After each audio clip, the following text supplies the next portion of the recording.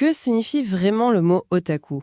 On l'entend partout et souvent c'est juste pour décrire n'importe quel fan de manga. Hmm, Mais en préparant ce deep dive, on s'est rendu compte que l'histoire derrière est bien plus complexe. C'est presque un choc des cultures résumé en un seul mot.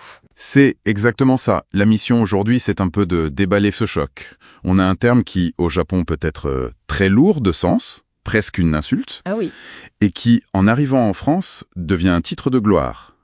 Comprendre ce grand écart, en fait, c'est comprendre beaucoup de choses sur la circulation des cultures. D'accord. Alors, plongeons directement à la source. Au Japon, être qualifié d'otaku, ça n'a pas toujours été un compliment.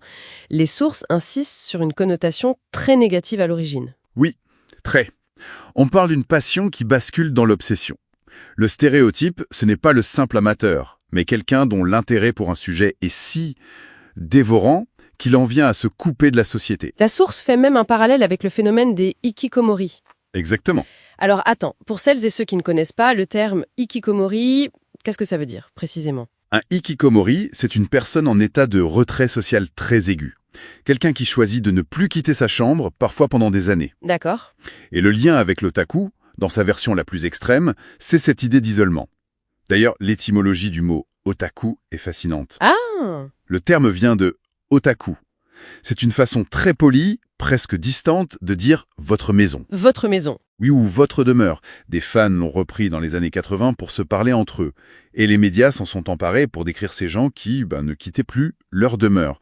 Le mot lui-même porte cette idée de distance, de repli. C'est fou, comme le mot contient déjà toute l'idée d'isolement. Alors comment est-ce qu'un terme avec un bagage aussi lourd a pu, Traverser la planète. voilà, pour devenir quelque chose que les gens affichent fièrement sur les réseaux sociaux en France? C'est un cas d'école de réappropriation culturelle.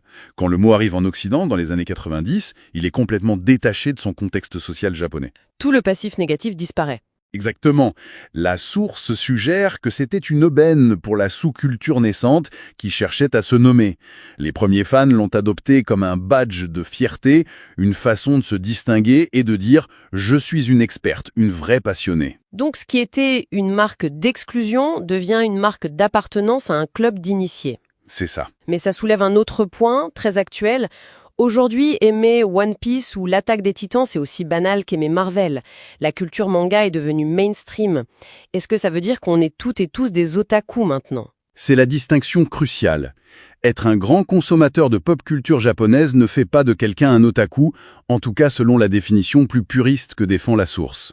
D'accord. Où est la différence alors? La différence se situe dans la démarche.